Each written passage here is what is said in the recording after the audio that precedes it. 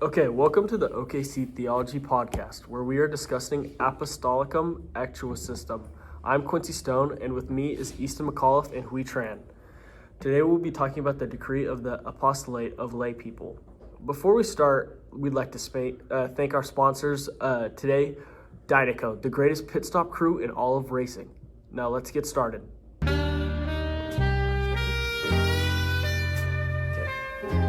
First off, let's address why the Vatican II is what it is. The Vatican II was the Second Vatican Council, lasting from around 1962 to 1965. Pope John XXIII aimed at modernizing the Catholic Church and making it more relevant to modern society. So what he ended up doing, he had a global ecumenical council focusing on just that. Chapter 1 of the Apostolic Actualization is titled The Vatican of Laity to the Apostle. The church was in dire need of evolving and refreshing why they were on this earth.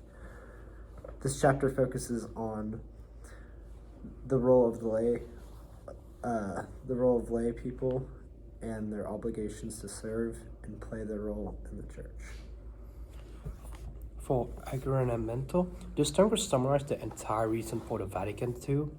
The reason why the Church Council was happening was that the Church cannot stay the same as it's changing the society. It must evolve and refresh itself so it can live longer and prosper for the modern society than later on. In the 60s, the Church was in extreme need of aggiornamento for updating, as it's getting outdated. The Church needs to look at itself, notice its problems, and address them so that we'll be able to fix and set problems. We need to pinpoint in the chapter.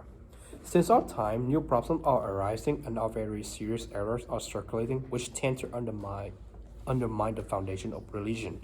The moral order, the human society itself, and the Sacred Synod earnestly exhort laymen, each according to his own gift of intelligence, and learning to be more diligent in doing what they can do to explain, defend, and properly apply Christian principles to the problem of error in accordance to the mind of the Church. Okay, and an important part of changing the church is also making sure that the tradition and staying true to its sacred scripture is valid. We don't want to completely change the church. You want to let the church evolve and get you can change it so it can be more in tap with the modern society, but you want to keep it to its roots and make sure it's diligent in its faith. Making sure the text and all acts what we are doing are accurate to the sacred scripture and tradition is one of the most important parts of the church. The more in line with scripture we are, the stronger we are as a church.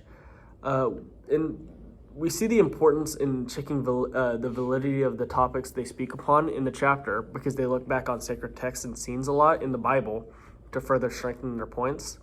Like in the document, for example, it says, "Through this holy synod, the Lord renews his invitation to all the laity to come closer to him every day, recognizing what his is also their own," which is in Phil 2:5 in the Bible, which is a very important part because it shows you how much in the document they go back and look at the Bible and sacred scripture and tradition to more strengthen everything they're saying and making sure that it's valid to the sacred tradition. And talking about participation, and one of the main points that's being prefaced in this document is that we need work together in the church. The document says that the laity as a whole must partake in contributing to the apostle in the church, as we all need to connect to each other because we are the body of the Christ. A massive problem in the world at the time was a lack of contribution and enthusiasm for the church regarding laity. The document addresses these problems. Indeed, the organic union in this body and the structure of the members are so compact that the member who fails to make his proper contribution to the development of the church must be said to be useful neither to the church nor to himself. The document is pretty much saying that any member of the laity who isn't doing anything in regards toward the church is only hurting himself in the apostolate and harming the progress of Christianity growth for other people. Fast forward 60 years in the future. Oh, when you're ready, we could put this behind us. Maybe we could find us. Looking at this document and the council as a whole, we see some effects that are still present today. There's plenty of them, like the church as a whole is way bigger than it was in the 60s. The total Christian population was around 34% in the 60s, and around now it's about 62%. With more people, the more participation is being performed. The laity is a different thing than it was, and we are more of a community now than we were 60 years ago. The church is definitely changing greatly through this document, and still affects that we're seeing today as well.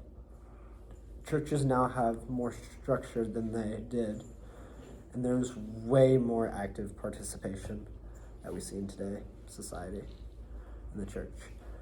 I think this specific document had mostly positive effects to the modern state of the church, adding positive change, more participation from the laity, and overall perseverance of tradition and scripture as a whole in the church. So I think that the main idea of this document is really focusing on those three things we talked about, which was that aggiorramento, the ressourcement, and participation.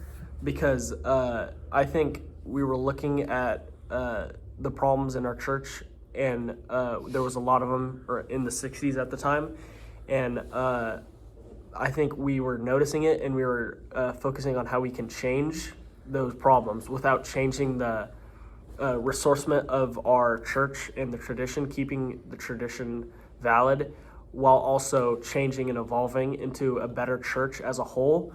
And a main part of that was helping with our participation of the laity, which was a massive problem at the time, and making sure the apostolate is kind of preached to every Christian out there who is not, contributing or being enthusiastic about it. And I think that was like the main part of the document that we really talked about. Any ideas on that, Hui? I think, man, for the ideas we should just be working on together. The apostolic succession and things that we pass on from generation to generations. That's the whole purpose of the church, is to unite us all together, that we own together to work on one purpose, which is unite with Christ. Mm-hmm. And I think the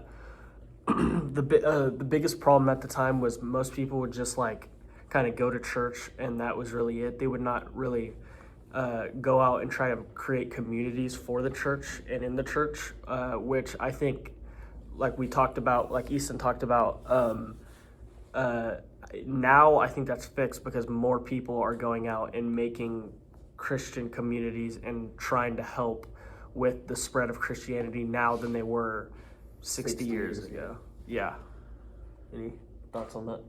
I mean, yeah, just this document was definitely a really important piece of the church, and like I said, it still affects the church today.